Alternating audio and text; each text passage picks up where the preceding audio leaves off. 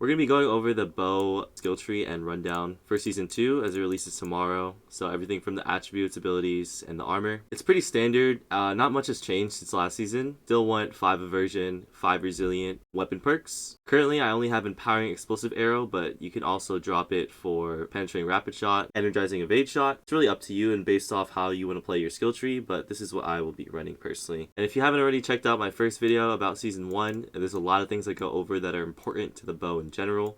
I highly recommend it, and I'll leave a link in the description below. But yeah, right now it's 5 Aversion, 3 CDR, 5 Resilient, and 1 Shrinking Energy, and 1 weapon perk. Again, the refreshings and the CDR is interchangeable. You can put either weapon perks, or if you just can only afford a 2 perk, you don't really need refreshing, right? Prioritize Resilient and Elemental Aversion. Moving down to the Amulet, Thrust Prot Health, super important as a bow player.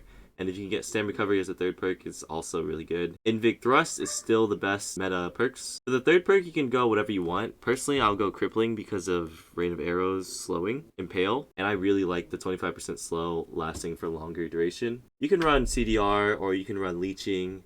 Really depends on what build you're playing. Completely up to you. And with the Earring, I have Nimble Refreshing Toast. You definitely need those 2 perks, but again, you don't need CDR as a 3rd perk. You can play either like Purifying Toast or Healthy Toast, or some other perks, right? It's really up to you. Moving on to the weapon, Slice and Dice is the easiest 3 perk rapier to get.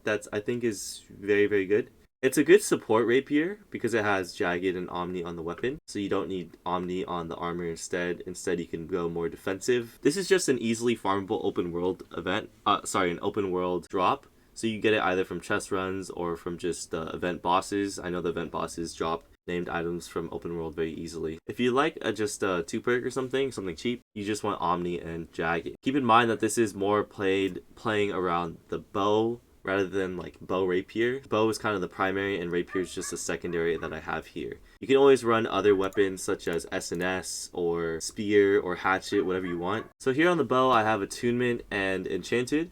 If you can't afford a bow like this, usually these are pretty pricey. You can always get whatever 3rd perk you like. Essentially, it's between Vicious or Enchanted and Keeling Powered or Keeling Jagged. That's your decision on what bow you want to play. Those 4 perks, 2 of them are necessary on the bow, and Attunement is always a staple. It's just way too good not to have. Same thing with the Heart Rune. Personally, I've been running Bile. I kind of like it, but there's a lot of room to play whichever Heart Rune you like. I think Detonate's really good. I think Stone Form saves your ass a lot. Vines can come in clutch when you're getting aggressive with Rapier, and Bile is good for clump pumping. Moving on to the attributes, kind of the same here. 360 Dex, 150 con. This doesn't really change much. I think anything below 150 con is pretty troll, especially in this meta with how much ranged and how much crit damage ranged have. You can also go up to 200 armor for more tankiness, especially in small scale and duels or arenas. I think 200 con is the best those modes. As for like war and OPR where you're just constantly pumping, you just want 150 con, 360 dex. And for the bow skill tree, now this is the one that is getting a complete rework in Season 2, and a lot of things are changing. So, if you don't know what's changing already, keep in mind, Evasive Tactics is no longer going to be just a normal perk. It'll be the Keystone down here instead. So, Evasive Tactics, you need to get this Keystone, which essentially means you need 11 points in the Skirmisher tree. And in place of Knee Shot, which will actually be where Evasive Tactics is now, is going to be Rending Headshot, which rends targets by 10% for 5 seconds when you headshot them. I feel like that perk is actually pretty valuable when it comes to like small scale stuff and hitting your headshots. And it does give bow some utility that it lacks since it's a full DPS weapon at most times. Now, since you need Evasive Tactics in literally every PvP build, you cannot go without Evasive Tactics. It's just way too strong. And unfortunately, Concussion just is not worth in the PvP scene. So you're always going to want this Keystone no matter what. With how you place your points, it's completely up to you. But I think with the Rain of Arrows buff, if you haven't already seen the buff on the PTR, it is extremely fast, a lot bigger, and does way more damage. So overall, just a huge buff to this ability. It doesn't look like what it shows right there at all. It's actually like 3 times faster now. And I think it's actually my favorite ability on the entire bow skill tree now. It's super fun to use. It's wide. It has a bleed.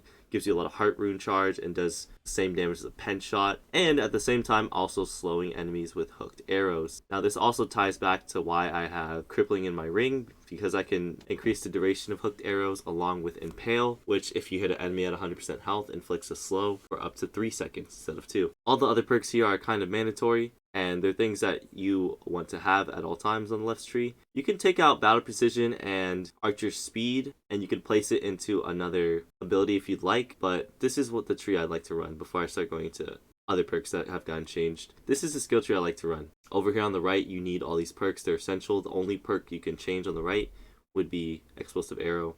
You can move Explosive Arrow over to Rapid instead and play Rapid Shot and put Penetrating Rapid on your armor. So it's really up to you which one you like or prefer more. But this is the tree I like the most that I've played many hours on the PTR with. Another thing I want to point out is the Poison Shot change. So it now does, instead of 12 over 20, this is wrong, it's actually 24 over 10.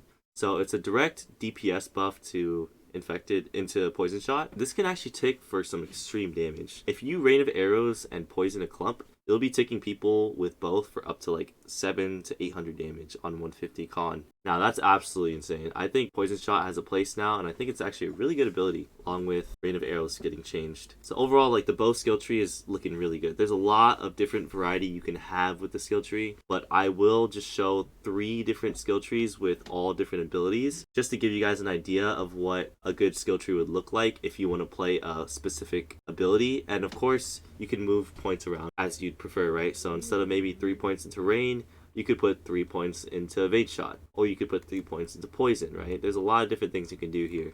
You can even move these 2 points from Penetrating Shot into Exploit Arrow. Like, there's a lot of stuff you can do, right? So I highly recommend just messing around with the skill tree and see what you like, but I will give you 3 starter skill trees here to follow. As for the gem setup, I have here 2 emeralds with Rune Glass of Sighted, 1 onyx, and 2 fire.